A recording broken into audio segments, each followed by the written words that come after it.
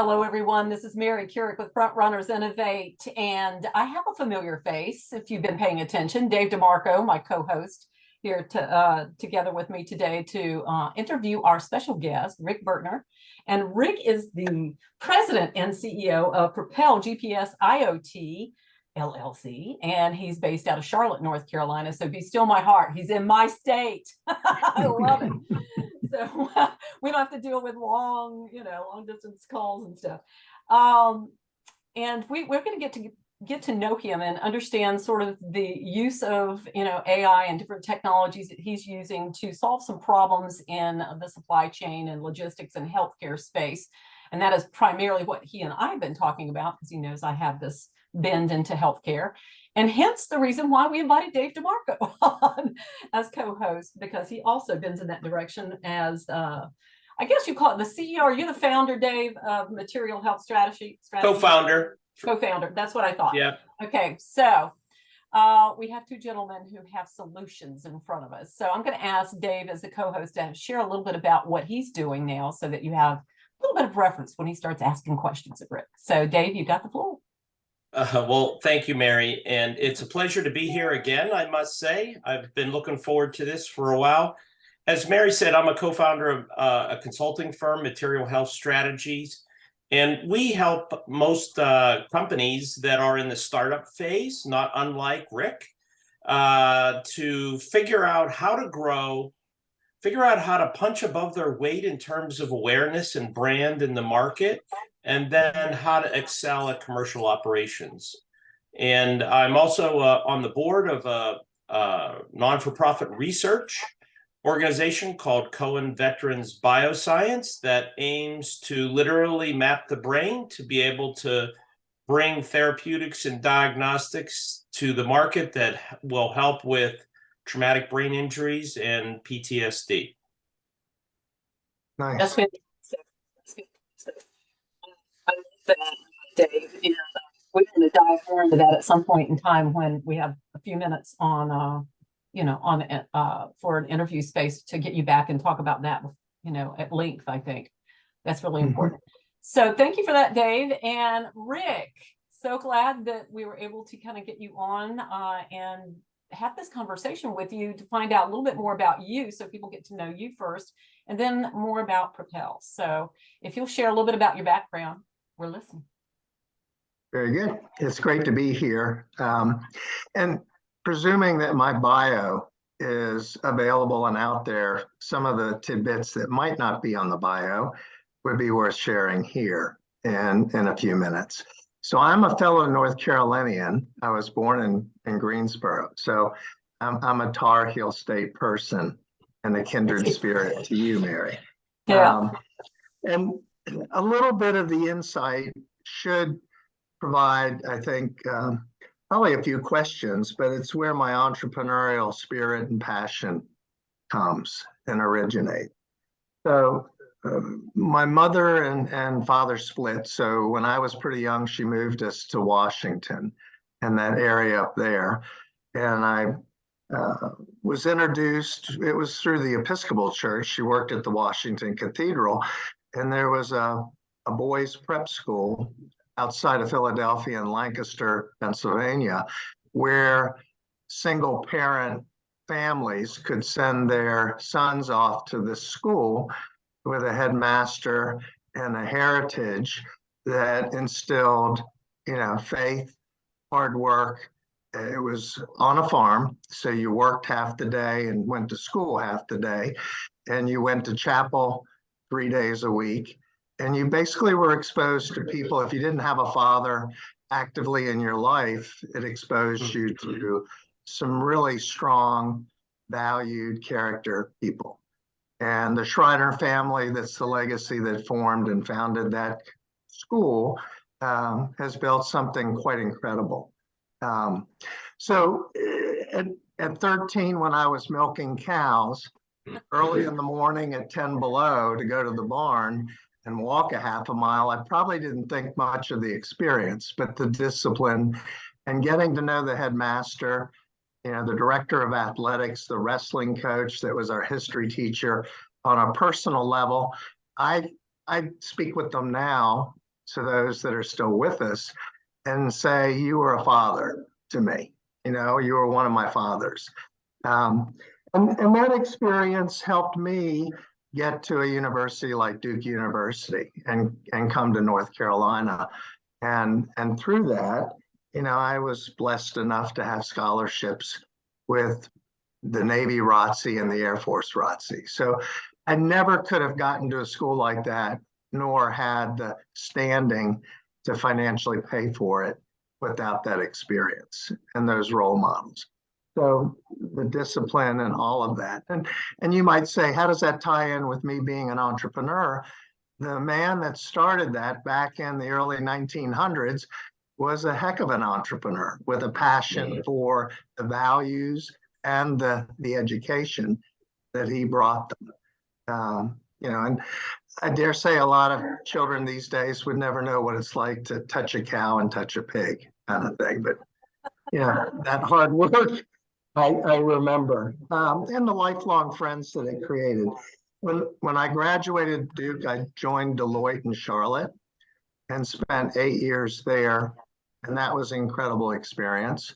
And as I got further along in that career, I got to know a number of clients and ended up joining one of them, Yale Security. They invited me to join them. And that was a tremendous, you know, operational corporate experience, different than the audit and the, if you will, the consulting side of Deloitte. And from there, I spent, you know, 8 years working with 3 different corporate type companies in size 100 million to 150 million, 400 million, and an LBO that was 50 million. And each of those were, when I stepped into joining them, were subject to new owners and growth, so that they were in effect an entrepreneurial startup. In the case of Yale, they had floated money on the London Exchange under the name of Yale and Valor, and you know, we had to perform. They had big expectations for us, and every day you had to, you know, get up and make your sales nut, and you had to make your bottom line. And that's not too unlike what you do as an entrepreneur, truly.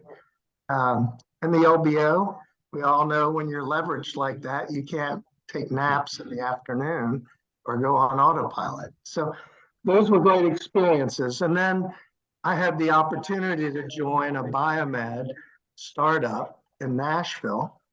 And this is rolling out of Dover elevator, where we were construction and distribution service delivery at 400 million in size. And I was number 3 in a startup. And it's like, you know, a wake up, whoa. But I learned how to raise venture capital, how to do the preparation to garner capital from venture firms. And that was a great experience. And after that, I've remained a serial entrepreneur the last 25 years. And my wife says to me at sometimes, it's tough. It's not as glamorous as when you look at Shark Tank and look at the successful entrepreneurs on the panel. You know, there are moments, but God blessed us in a faithful way that we were able to take 3 of those companies and break out that led to mid-market size and 100 million enterprise value. And some of them led to exits. So with those credentials and experience, I'm off, you know, smitten with the entrepreneurial bug, doing it again. I'm going to bring up something I don't think that you shared when you were going to Duke University that really made an impression on me. You had a side gig other than being a student at Duke. Would you share a little bit about that? I did. I actually had it pretty made. I wanted to be a fighter pilot, you know, a Top Gun, and I chose the Air Force ROTC. But in my infinite wisdom, I got married halfway through college, and you know, despite what family and friends were telling me, I knew what was best. I was talking about your trucking gig. And I ended up taking a year off, and you know, had some people to support suddenly, and I drove a truck route, 320 miles each night. There you go. I'd go to class in the morning, go to my second job at 3 o'clock in the afternoon, and drive a truck till 1 in the morning. And the home base was at Raleigh, Durham, across from the Angus Barn restaurant right there. Yeah. And so I hit 10, 15 different plants, Burlington Industries, the GE turbine plant, and RTP. And I rode my 25-mile route and came back in. I was bonded and had access to all of these places delivering drink syrup, sandwiches, pastry to the plants, and picked up bags. On a given night, crazy as it sounds, I was carrying 60 bags as like chock full of coin and dollars, probably carrying over $100,000 by myself. Thank heavens the bad guys didn't know that. But Really? anyway, I did that for the remaining 2 years of college. And Wow. yeah, it was tough. I had to do my homework and plan for the next week on the weekends and then go into my routine. And surprisingly, the more you do, the more it seems like you accomplish.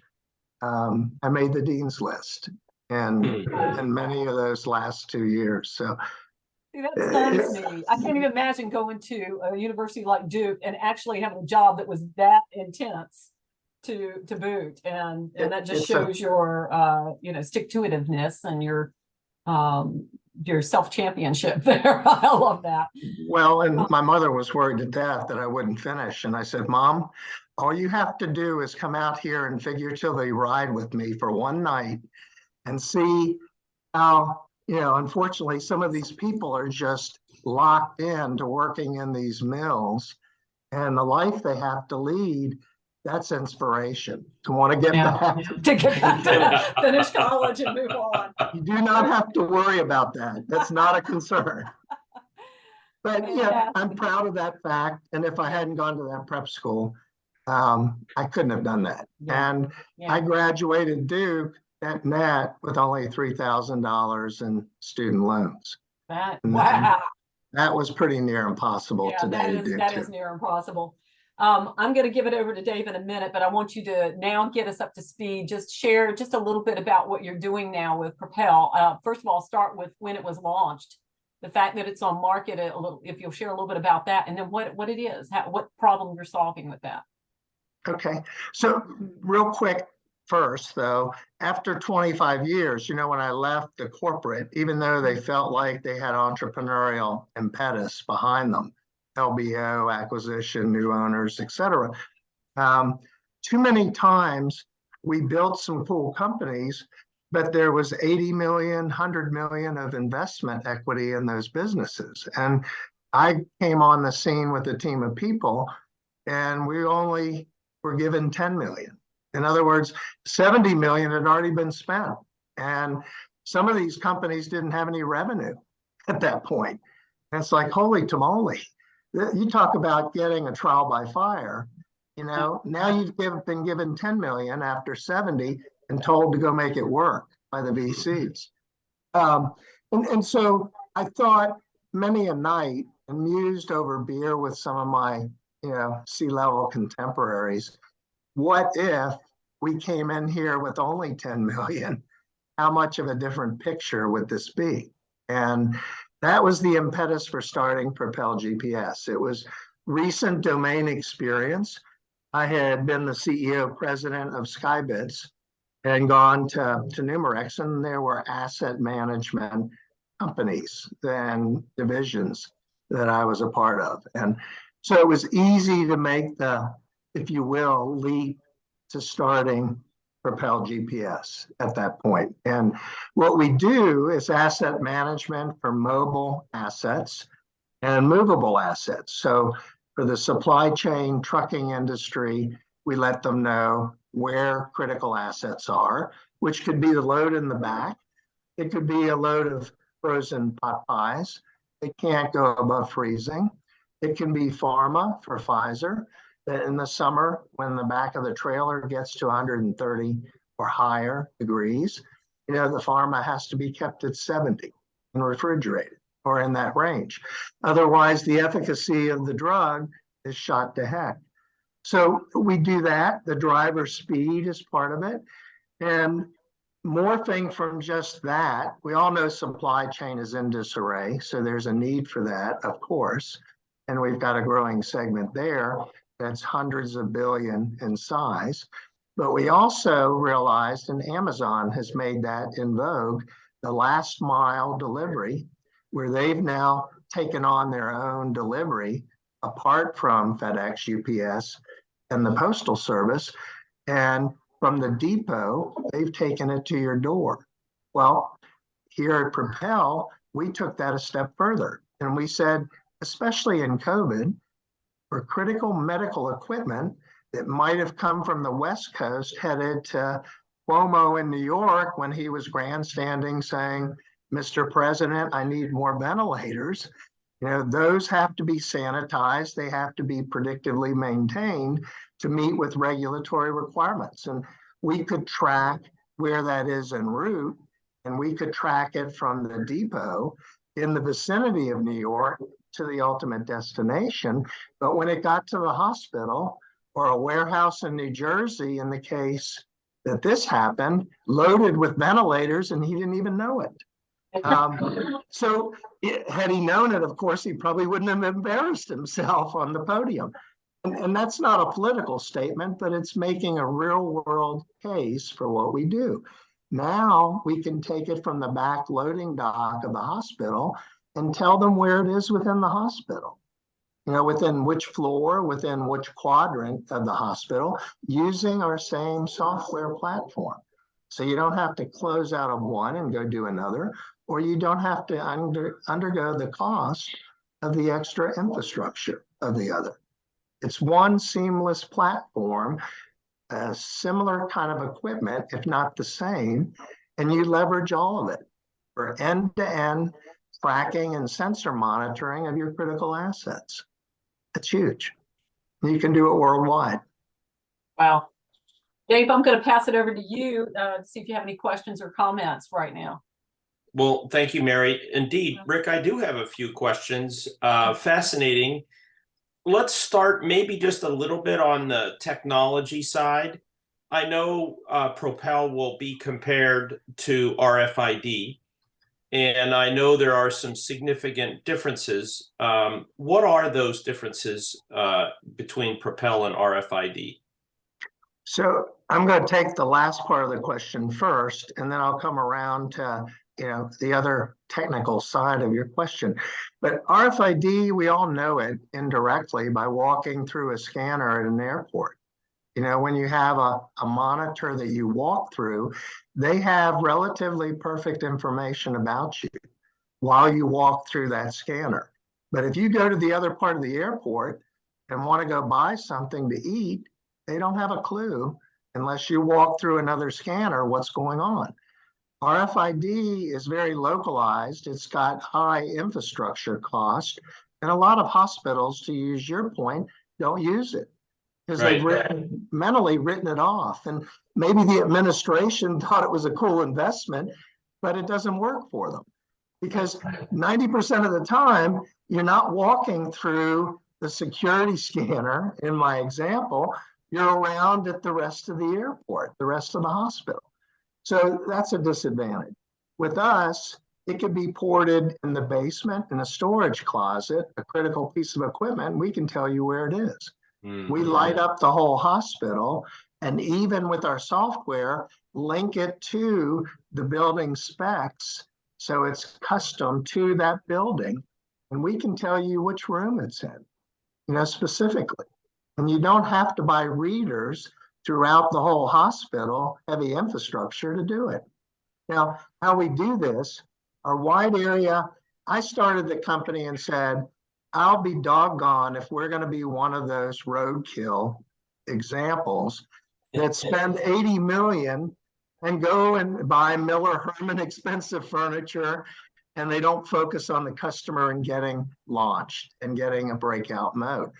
So having done this a few times, I said, we're going to be following an efficient capital model. And so we built over $1.5 million of revenue fairly quickly along the way. And then COVID hit and some things like that as speed bumps. But we did that today on $5.5 million of equity, not 80 million or not 100 million. And I personally have skin in the game, and my family over 2 million. So, I'm putting my money where my mouth is in a big way. But we said we'll go to the largest device manufacturers for IoT equipment and so on worldwide, and we'll partner with them. And we've done that. And we'll go to AT&T and companies like Core, the top carriers and MVNOs, where we're going to partner directly with them. And we don't have to build the NASA control panel. We partner with them. And we can scale internationally as a result by flipping switches and just changing the, if you will, SIM card kind of thing for a different country. And then ultimately we partner with AWS on the back end so that we all know between Google that helps us with maps, Mapbox, and some of those partners, we can literally expand and scale this business worldwide by adding 10 people just to support and sell. We don't have to add 50 engineers, and we don't have to fumble around with all the logistics of going to another country. Our partners already have that done. It's huge. Yeah. All right. Well, let me change the subject a little. Imaginatory what if. Let's pretend you're in a hospital and you get in the elevator and it turns out the CFO gets in the elevator and she mumbles something about, oh, got to be more capital efficient. This asset thing is killing me. What would you say to her in the elevator only on the way up? First, I'd say we have a 34-year-old daughter that is a CFO in one of the largest HCA hospitals. I feel your pain around the Thanksgiving dinner table. That's great. Anybody that would get her attention. And I also have a front row seat to her pain and what could be the cure. So not only do we eat turkey when we get together at Thanksgiving, but I take Emily off to the side and say, okay, where's this pain emanating from? And here's how I would fix it. What do you think? And ultimately, what they're concerned about is what's the ROI? If we're going to invest in this, is it RFID that nobody uses, or you're going to expect me to invest more in infrastructure? No. If you make this investment, the ROI is 4 to 5 months. Yeah. And it's huge. And to what degree do you need to integrate with their ERP, EMR systems? So the nice part about what we've done is we have partners that we can leverage, as you heard me describe, but we also have our own platform that's patented. So when and we have our own developers that we've partnered with on a worldwide basis. Some of them are located in Latin America and other countries, and they're in the same time zone, relatively speaking, and they're almost like fully dedicated and have been working with us for more than 5 years. So when we get a request, we say to a customer, do you want us to XML feed the data? It's like sending it by email, transferring it that way.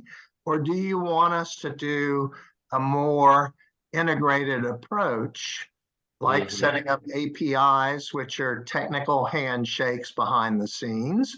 That's the next level of, if you will, involvement.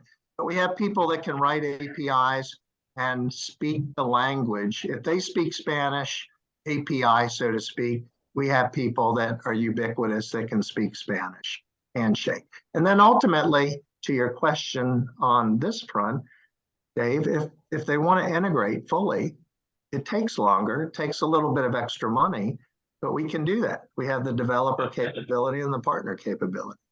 Yeah, that's great. Rick, let's switch a little bit to now to talk about Propel and you as a company and an enterprise. So I'd like to start with the big picture, and then I'd like to kind of come back to where you are today.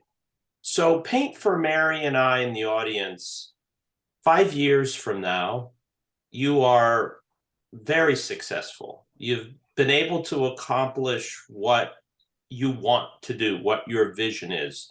Paint for us, what does that picture look like?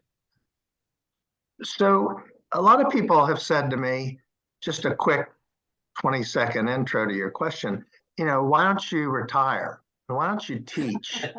And, He's gotten that question. You've done this 3 times. It's like kick back and Play golf. and been very successful. My contemporaries from Church Farm School and college, we've talked about that, and we've said, what are you going to do for the next 10 years now that longevity is stretching? And you go out and play golf, and in my opinion, if you don't have a reason to get up and do something exciting, you're going to be in a box 6 months from now, 6 feet under the ground, especially as a guy, because you spent your whole life supporting and providing. So I have said with this company, it's a foundational platform.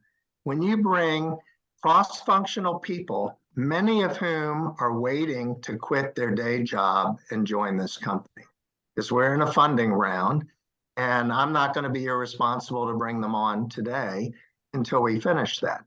But in each cross-functional group, I've had people that have helped me build these other successful companies. And you've heard our partner lineup. It doesn't get any better than that. And so the efficient capital model worked well to get that launched, to get the foundation built. Now we're ready to blow the doors off, and it takes rocket fuel. You wouldn't set out for a trip to California from North Carolina with $10 in your pocket and half a tank of gas. You wouldn't get there. And that's an extreme example, but we have been spending the last 6 months of last year taking a lot of my time to say, now it's ready to blow the doors off, and let's get the right partner. And we've got a proposal on the table to raise a Series A of $4.5 million. And, we've raised 5.5, as you've heard. So we do a Series A of 4.5, and coupled with that is a $22 million 5-year term line of credit that's interest only. So we're looking to leapfrog over what traditionally would be a 10 million, 15 million Series B round. And to your question pointedly, if we do that, when we do that, in the next 2 to 3 years, not 5 or 10 years, the team and I, and they're incentivized to help me get there in 2 years. I'm telling investors 3 to 5, but we know in our heart of hearts, we can do it in 2. And whether we do it in 2, 3, we're a low-cost solution provider because of our efficient capital model. We can undersell and over-deliver results, and it serves us very well in a recessionary time period. So we take market share, we grow. Our stated goal is to grow to 20 million, and at 20 million with a recurring SaaS model at 80 to 90% margins, especially with our efficient model, this is going to be a very successful outcome, we think, in 2 to 3 years. And we're on our way. And I think that's key, right? So I've heard a couple things that I know VCs would find comforting or positive. One, you've taken the technical risk out of it, right? And now you're looking at scaling risk. And that is where the capital can really pay off. So I wanted to come back to something you've said, and this is as much for our audience listening in. You're obviously, as you've said, have been and are a serial entrepreneur. You've seen this show before, right? So for those listening in, what have you learned about raising capital that you are applying real time today, right? To be able to go after that Series A and the LOC? So that's a great question. The short answer is I don't want to have to do it again.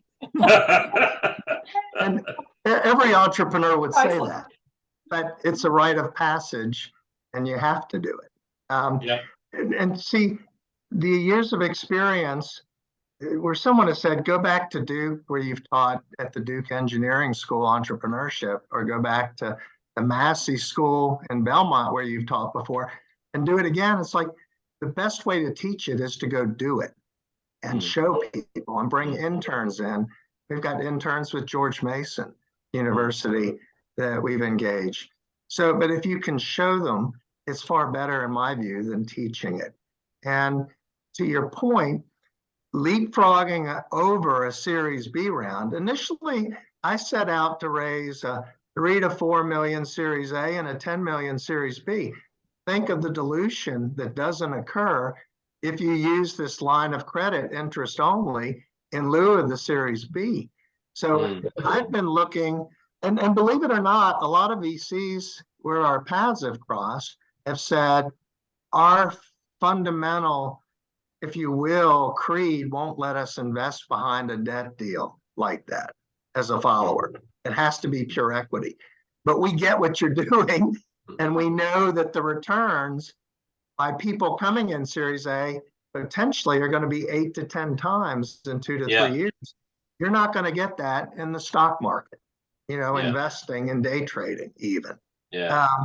So I think the short answer to your question is, I've got something to prove. Some of our current investors, smaller, more professional individuals, we've never brought an institutional into the fold yet.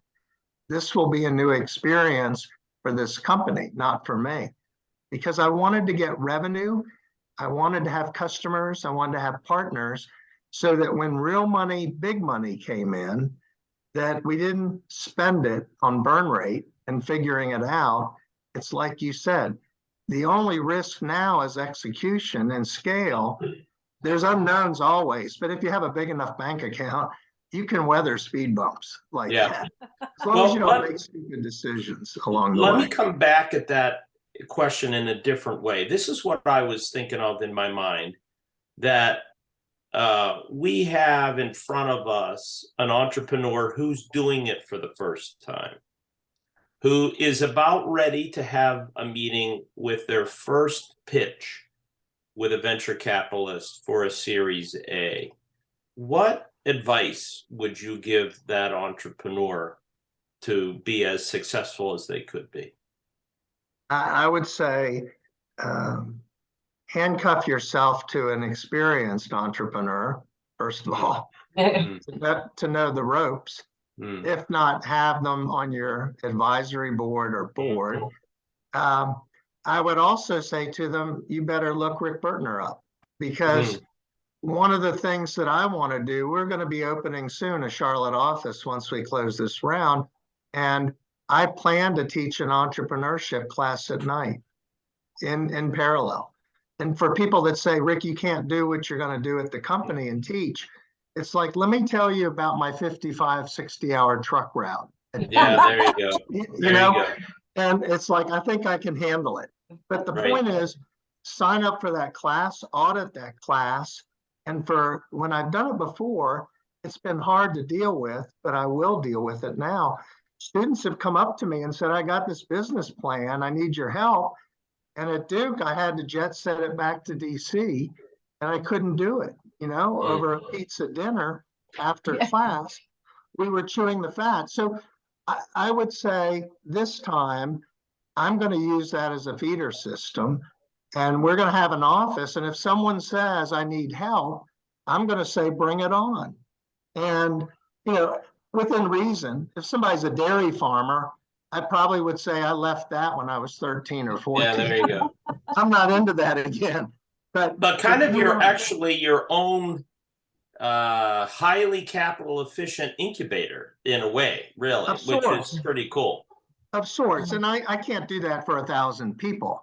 But if I'm teaching a class, or if I'm bringing interns in and they come up with an idea, which has happened to me more than I can count, then at the end of the day, I'll say, we have 2 empty offices. Why don't you sit in one of them?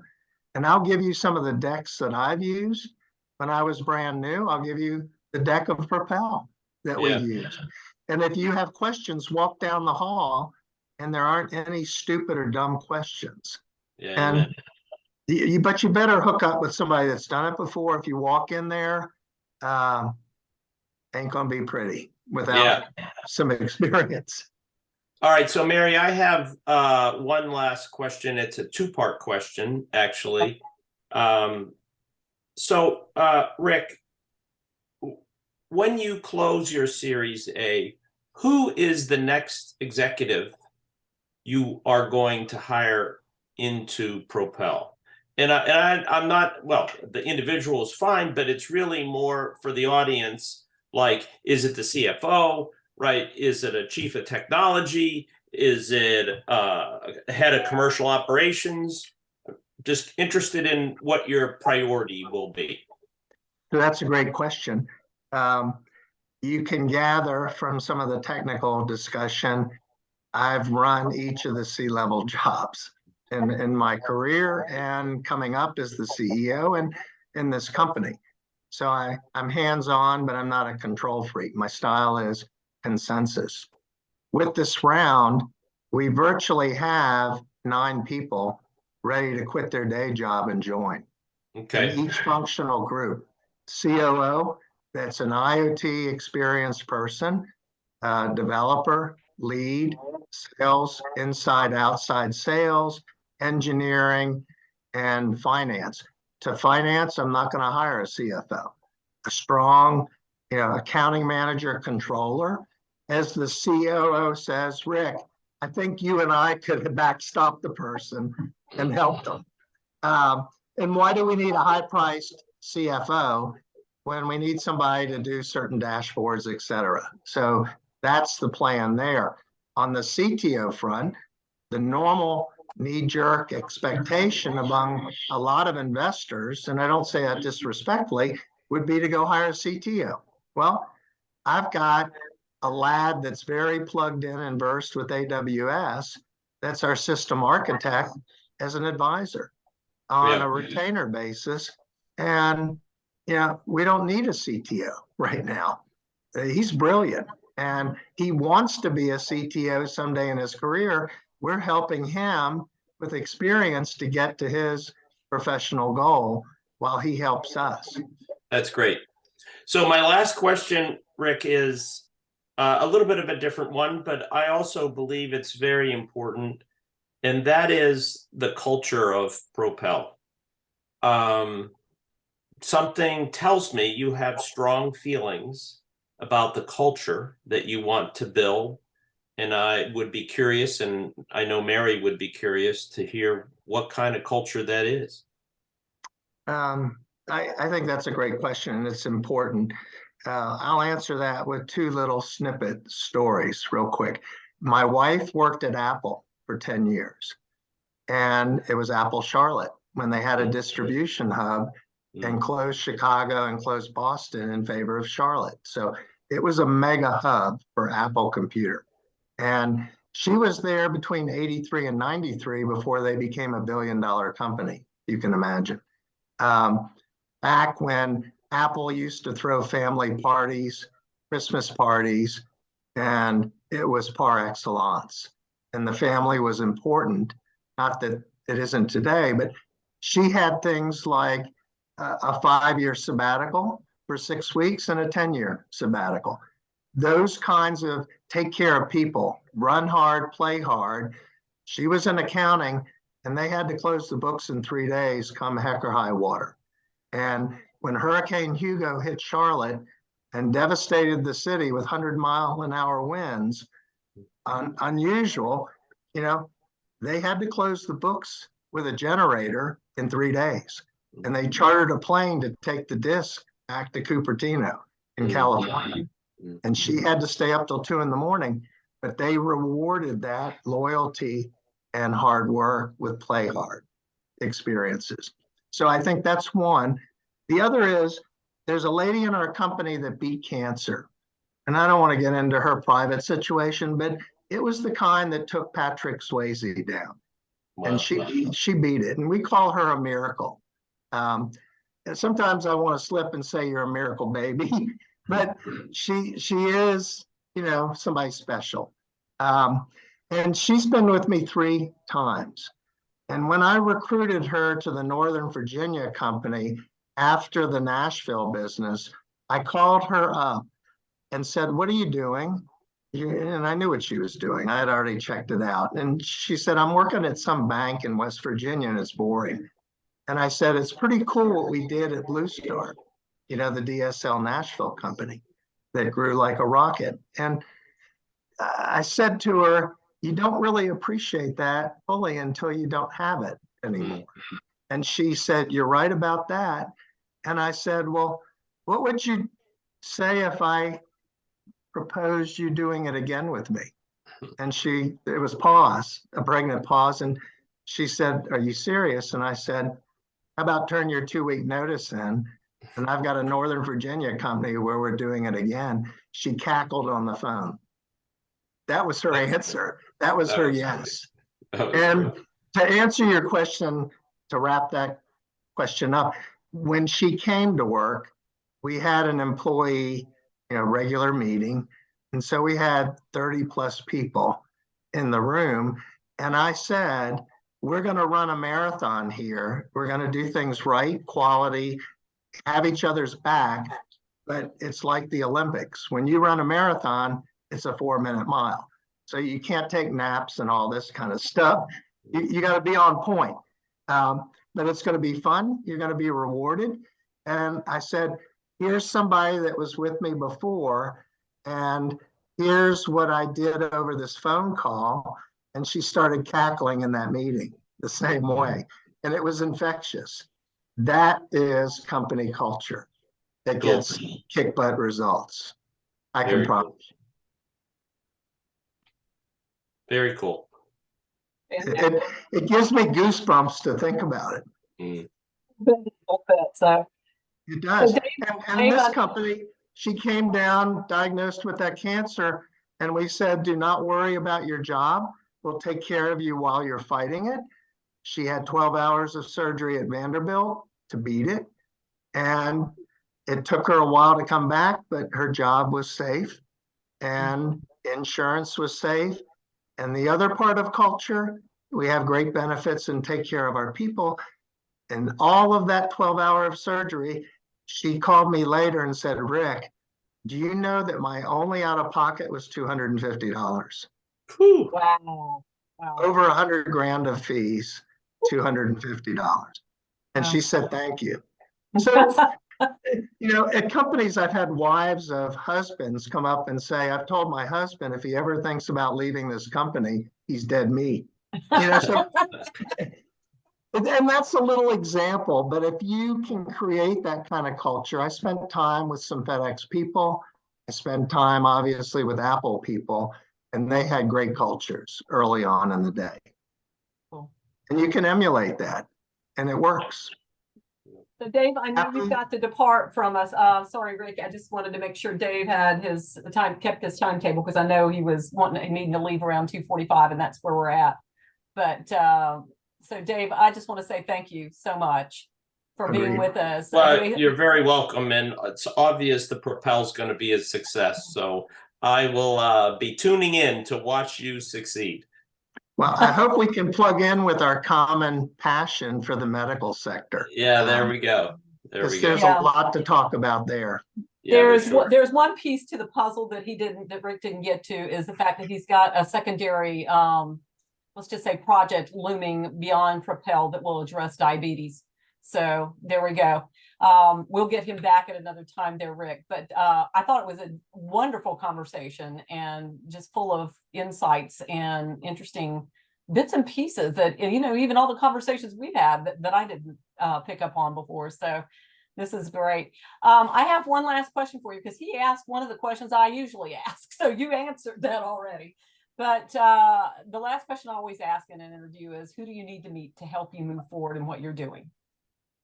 That's a great one. First of all, I appreciate what you're doing and the fact that we've met and are figuring out an advisory role together where you can help with some marketing and getting us out there.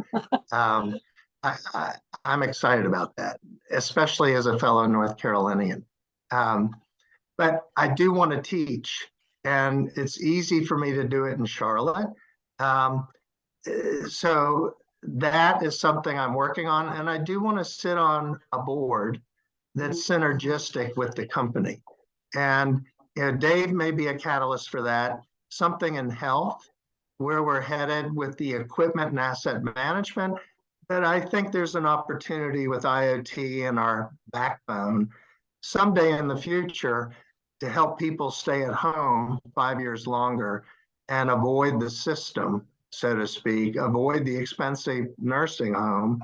And if you can use technology for that, that's topic for another day. But if I could sit on a board that might have a problem with asset management in the hospital and help solve that, or help them with the efficient capital use of, the model that we've perfected, how do we do it and still be a player that can take business away from big public companies? And while we're growing, how do we make a profit? Unlike some of our other public competitors that for every dollar of revenue, they lose 75 cents. Well, what a deal, When does that stop? So I'd like to sit on a board that could be synergistic with the company. And we have a big deal on the table, but I also am looking for some short-term accredited players that might want to put 50 or 100K to work that could open doors that would benefit by having skin in the game and a chance to make 8 to 10 times their money.